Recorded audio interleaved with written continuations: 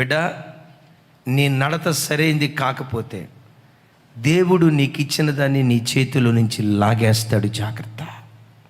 ఇవ్వటం కష్టం, ఇచ్చిన దేవునికి నీ దగ్గర నుంచి లాగేయటం దేవునికి కష్టమా?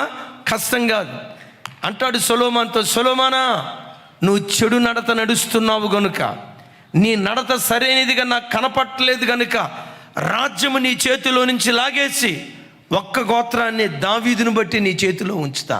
తతిమా 11 గోత్రాలు నీకు దూరం చేస్తానని 11 గోత్రాలను ఆ కుటుంబానికి దేవుడు దూరం చేశాడు.